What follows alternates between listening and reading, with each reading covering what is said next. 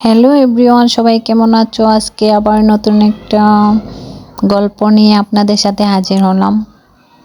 জানি না কিভাবে ভালোবাসতে হয়, তবে তোমাকে অনেকখানি আমি ভালোবাসি, তবে সেটা আমি বুঝতে পারি।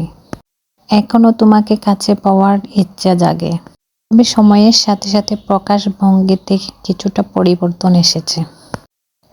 ইচ্ছে হলেও বলতে পারি না তোমাকে ছাড়া আমি বাঁচব না। কারণটা কি জানো? এতদিন তো আমি বেঁচে ছিলাম, তবে এই বেঁচে থাকাটা অনেক কষ্টের ছিল। প্রতিটা মুহূর্তে মৃত্যুর স্বাদ মেনে নিতে হয়েছিল।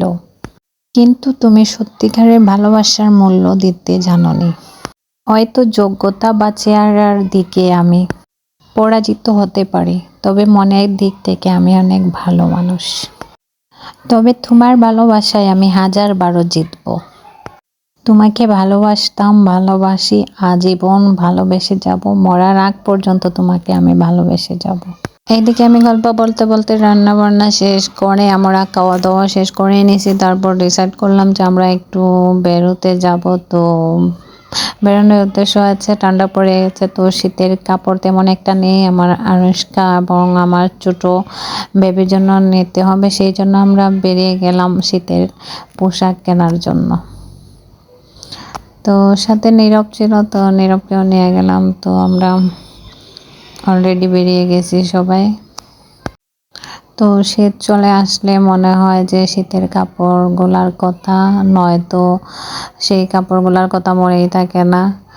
তো চলে গেলাম আর কি টমটম করে টাউনে।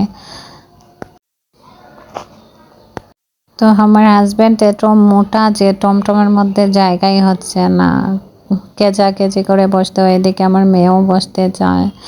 তো কোনো রকম চলে গেলাম টাউনে।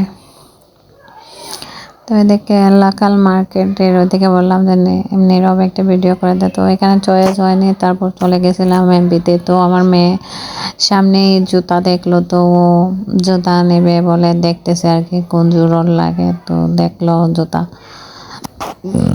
কোনটা ভালো লাগে কোনটা না, ওর তো চাহিদার কোনো শেষ নাই। তো তারপর চলে গেলাম ওইদিকে শীতের পোশাক দেখার জন্য। তো আনুষ্কা এইটা নেবে এইটা নেবে বলতেই আছে, ওইটা নেবে ওইটা নেবে। তো আনুষ্কা ওর জিনিসপত্র নিয়ে নিচ্ছে আর কি। এদিকে ও ডলের সাথে পিক তুলবে বলে বলতে, তাহলে আমি ওকে কয়েকটা পিক তুললাম। ওইদিকে আনুষ্কার বাবু গেছে যে কিছু বাসার জন্য বসি মাল দরকার। তো ও বলছে যে তোমরা এখানে বাইরে এসো, তারপর একসাথে চলে যাবো। তো ও বাজার করে নিয়ে আসছে, আমরা তারপর বাসায় চলে আসছি। টাটা।